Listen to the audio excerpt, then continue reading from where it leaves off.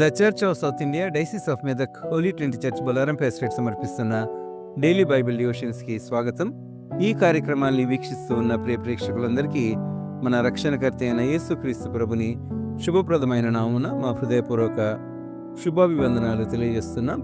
Christmas డివోషన్స్లో భాగంగా ఈరోజు doctor Mrs P Pramila Vivekanand గారు అందించే దైవ సందేశాన్ని విందాం. Questions asked by some people in the Gospels on the occasion of Christ's birth. క్రీస్తు జనన సందర్భంలో బైబిల్లోని కొందరు వ్యక్తులు అడిగిన ప్రశ్నల గురించి వారు వివరిస్తారు. సందేశానికి ముందుగా ఈ సుమధురమైన క్రిస్మస్ గీతాన్ని విందాం.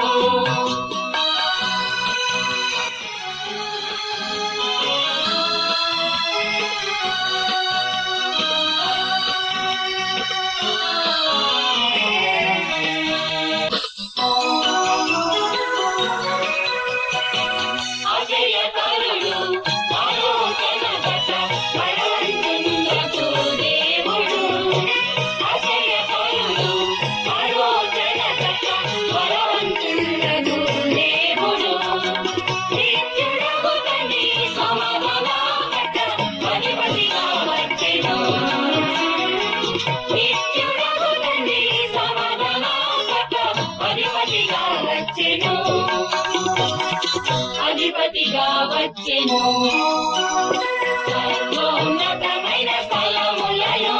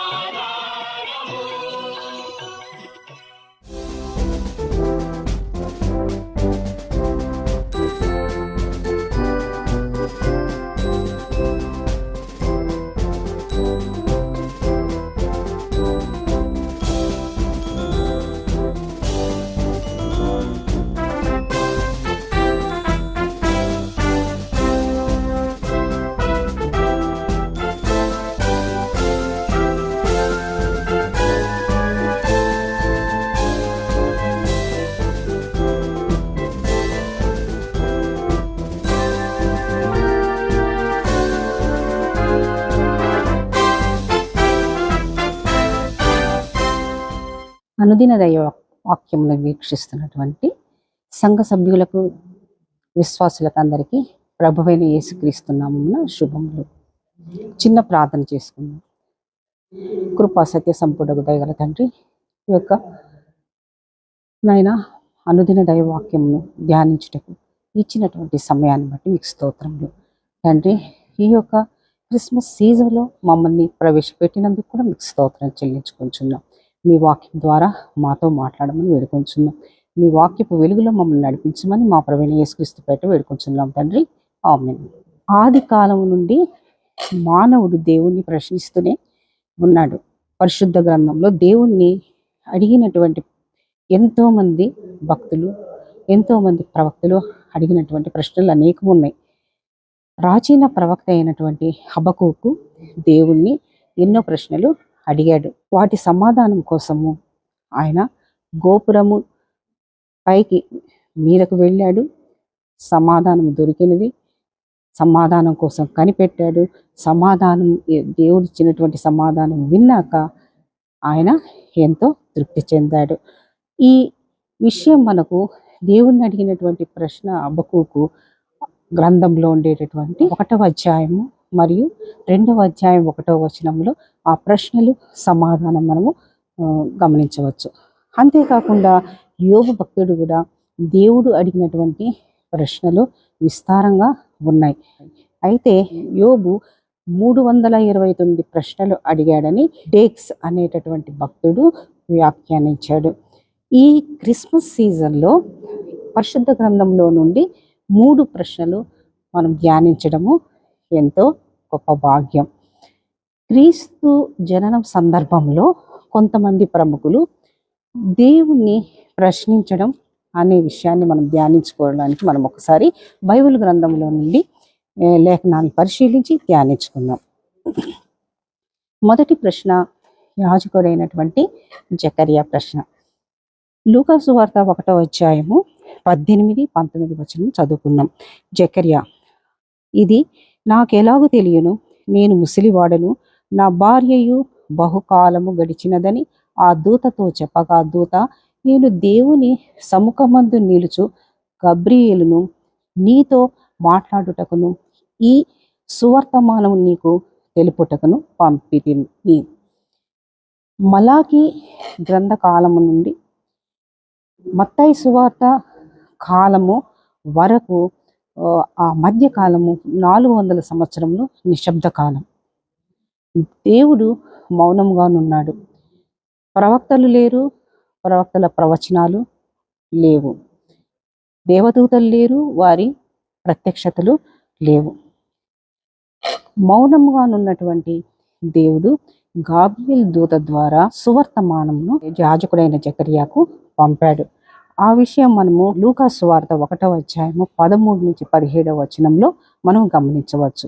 దేవాలయంలో యాజకుడైనటువంటి జకరియా యాజక ధర్మం చేస్తుండగా జరిగినటువంటి ఆ యొక్క గాబ్రియెల్ దూతతో తర్వాత జకరియా మాట్లాడినటువంటి విషయాలు, ఒక 4 విషయాలు 13వ వచనం నుంచి 17వ వచనం వరకు క్లుప్తముగా గమనించినట్లయితే, 1, జకరియా నీకు కుమారుడు పుడతాడు, అతడు ప్రభు దృష్టికి గొప్పవాడు అవుతాడు, అతడు తల్లి తండ్రుల హృదయమును పిల్లల వైపు త్రిప్పులు, అతడు పుట్టినందుకు అనేకులు సంతోషించెదరు అని దూత చెప్పగా విని మనం చదివినటువంటి వాక్యంలో జకరియా ఏమంటాడు? ఇది నాకు ఎలా తెలియను, నేను ముసలివాడును, నా భార్య బహుకాలము గడిచింది, ఇది ఎలా సాధ్యమవుతుంది అని జకరియా ప్రశ్నిస్తాడు.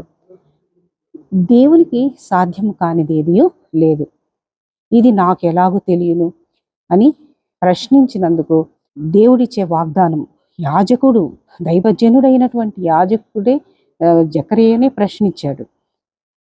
అటువంటి సమయంలో దేవదూత అంటాడు, దేవుడిచ్చే వాగ్దానం నెరవేరేంత వరకు, అది ఫలించేంత వరకు నీవు మౌనముగా ఉండునని దూత తెలుపుతాడు. తర్వాత ఆ పిమ్మట కుమారుని పేరు పలకం మీద వ్రాస్తున్నప్పుడే మాట్లాడగలిగాడు. కాబట్టి దేవుని కార్యాన్ని ఎప్పుడు కానీ ఆ కార్యం నిరర్థకము కాదు. మరియు దేవుని మాటలు ఏదో ఒక కాలం నాడు తప్పక నెరవేరుతుంది. రెండవ ప్రశ్న కన్య అయినటువంటి మరియ ప్రశ్న. ఇది లూకా సువార్త 1వ అధ్యాయము 34-35 వచనంలో చదువుకుందాం.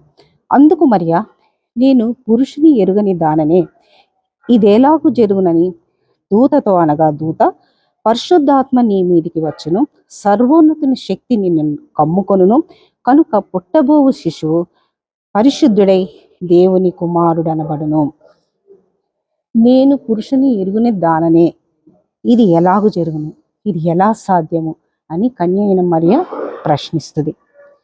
ఆయనకు అసాధ్యం అయినది ఏది లేదు, ఆయనకు సమస్తము సాధ్యమే. శూన్యములో నుండి సృష్టిని సృష్టించినటువంటి సృష్టికర్త దేవుడు, మృతతుల్యమైనటువంటి ఎలిజబెతు గర్భములు ఫలింపచేసినటువంటి దేవుడు, వృద్ధుడైనటువంటి అబ్రహాము శారాలను సంతానము అనుగ్రహించినటువంటి దేవుడు. మరియ విషయము పరిశుద్ధాత్మ కార్యము. పుట్టపోవు శిశువు పరిశుద్ధాత్ముడైనటువంటి దేవుని కుమారుడు. మానవ ప్రశ్నలకు, ప్రతి ప్రశ్నకు దేవుని దగ్గర సమాధానం అనేది ఉంటుంది. మరియ ప్రశ్నకు కూడా ఇక్కడ నివృత్తి ఉంది. అది లూకా సువార్త 1వ అధ్యాయం 38వ వచనంలో, అందుకు మరియ, ఇదిగో ప్రభు దాసురాలను, నీ మాట చొప్పున నాకు జరుగును గాక అనెను. ఇక్కడ ఎంతో నమ్రతతో, విధేయతతో తన ప్రశ్నకు సమాధానము దొరికింది. అంతేకాకుండా దేవునికి కృతజ్ఞతాస్తుతులు కూడా చెల్లించింది. మూడవదిగా జ్ఞానుల ప్రశ్న మరియు హేరోదు రాజు యొక్క ప్రశ్న. ఈ విషయం మనకు మత్తయి సువార్త 2వ అధ్యాయము 1, 2, 3, 4 వచనాల్లో మనము చదువుకుందాం. రాజైన హేరోదు దినముల యందు యూదయ దేశపు బెత్లెహేములో యేసు పుట్టిన పిమ్మట, ఇదిగో తూర్పు దేశపు జ్ఞానులు యెరూషలేమునకు వచ్చి, యూదుల రాజుగా పుట్టినవాడెక్కడ ఉన్నాడు? ప్రశ్న. యూదుల రాజుగా పుట్టినవాడెక్కడ ఉన్నాడు? తూర్పు దిక్కున మేము ఆయన నక్షత్రం చూచి ఆయనను పూజింపవచ్చితమని చెప్పిరి. హేరోదు రాజు ఈ సంగతి విన్నప్పుడు అతడును అతనితో కూడా యెరూషలేము వారందరూ కలవరపడిరి. కాబట్టి రాజు ప్రధాన యాజకులను, ప్రజల్లో నుండి శాస్త్రులను అందరినీ సమకూర్చి క్రీస్తు ఎక్కడ పుట్టునని వారిని అడిగాను. ఇక్కడ హేరోదు ప్రశ్న, క్రీస్తు ఎక్కడ పుట్టును? జకరయ్య ప్రశ్న, యూదుల రాజుగా పుట్టినవాడు ఎక్కడ ఉన్నాడు? అందుకు వారు, యూదయ బెత్లెహేములోనే. యూదుల రాజు యూదుల బెత్లెహేములోనే జన్మిస్తాడు అన్నటువంటి విషయాన్ని ప్రవక్తలు ముందుగానే ప్రవచించారు. బెత్లెహేము యెరూషలేముకు 9 మైళ్ళ దూరంలోనే ఉంది. బెత్లెహేమునకు ప్రాచీన నామము ఎఫ్రత. ఎఫ్రత అన్న బెత్లెహేం అన్న ఒకటే అర్థం, రొట్టెల గృహం. ఈ బెత్లెహేముకు ఒక ప్రత్యేకమైనటువంటి చరిత్ర ఉంది. మొదటిగా రాహేలు యొక్క సమాధి బెత్లెహేం గ్రామంలోనే ఉంది. ఆ విషయం మనకు ఆదికాండం 35వ అధ్యాయము 19వ వచనంలో గమనించవచ్చు. రెండవదిగా బోయజ్ను వివాహం చేసుకున్నటువంటి రూతు బెత్లెహేం గ్రామంలోనే నివసించింది. ఆ రూతు గ్రంథము 1వ అధ్యాయం 22వ వచనంలో మనము గమనించవచ్చు. బెత్లెహేం గ్రామమునకు దావీదుపురం అనే మరొక పేరు కూడా ఉంది. ఇక్కడ వీరి యొక్క సమాధానం, జ్ఞానులు హేరోదు రాజు యొక్క ప్రశ్నకు సమాధానము 5వ వచనంలో ఉండేటటువంటిది. ముందుగా మీకా ప్రవచించినటువంటి ప్రవచనాన్ని మనం మీకా గ్రంథము 5వ అధ్యాయం 2వ వచనంలో గమనిద్దాం. మీకా గ్రంథము 5వ అధ్యాయం 2వ వచనం. బెత్లెహేము ఎఫ్రత, యూదా వారి కుటుంబములలో నీవు స్వల్పమైన గ్రామమైనను నా కొరకు ఇశ్రాయేలును ఏలబోవాడు నీలో నుండి వచ్చును అని మీకా ప్రవక్త యేసు ప్రభు జననం గురించి ప్రవచించారు. జ్ఞానులు రాజు అడిగినటువంటి ప్రశ్నకు సమాధానము ప్రవక్త అయినటువంటి మీకా యొక్క ప్రవచనం నెరవేర్పుగా దావీదు సంతానము నుండి యేసు ప్రభువు బెత్లెహేములో జన్మించారు. దేవునికే మహిమ. అంతేకాకుండా యూదులకు రాజుగా పుట్టినటువంటి యేసు ప్రభు బెత్లెహేంలో జన్మించాడు. యూదులకు రాజు. యూదా అనగా స్తుతి. స్తుతులకు ఆసీనుడైనటువంటి క్రీస్తు ప్రభువును మనము నిరంతరము స్తుతించాలి, ఘనపరచాలి, ఆరాధించాలి, ఆయన ధ్యానించాలి, మహిమపరచాలి. ఆయన మనము పరిశుద్ధ గ్రంథము యొక్క వాక్యానుసారంగా మనము జీవించాలి. అంటే వాక్యాన్ని ధ్యానించాలి. అప్పుడే మనకు ఈ యొక్క క్రిస్మస్ దినాల్లో ఉండేటటువంటి శుభములు, దీవెనలు మనకు, మన కుటుంబాలకి మెండుగా దేవుడు అనుగ్రహించి దీవించి ఆశీర్వదించును గాక.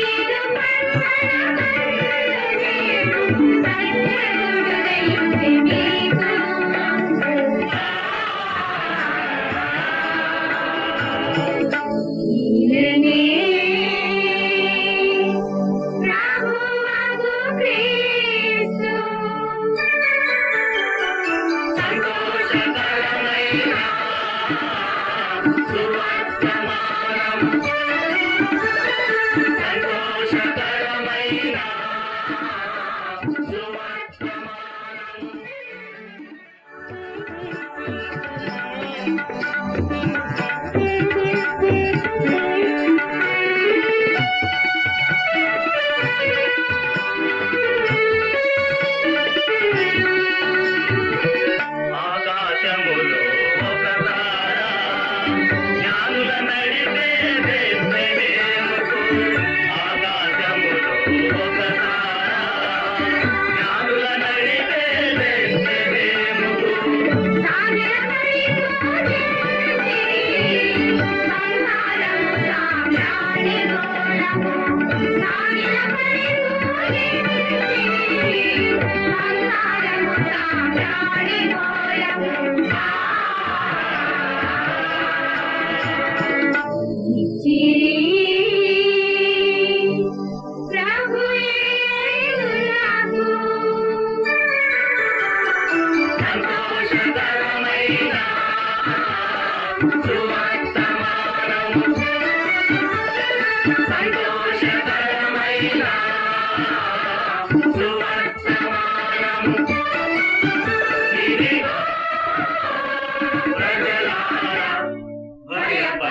భయపడకుడి భయపడకుడి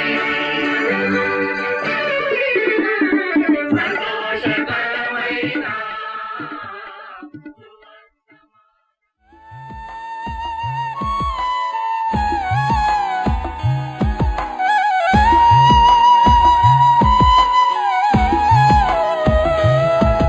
ఓ సద్భక్తులారా,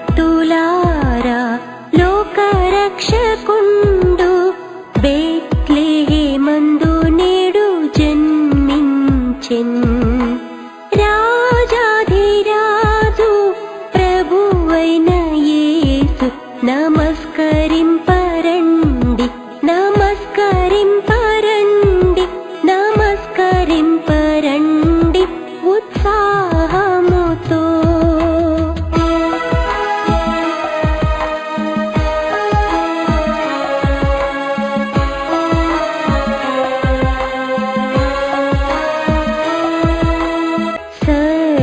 సర్వేశ్వరుండు నరరూపమెత్తి కన్యకు పుట్టి నేడు వేంచేసెన్.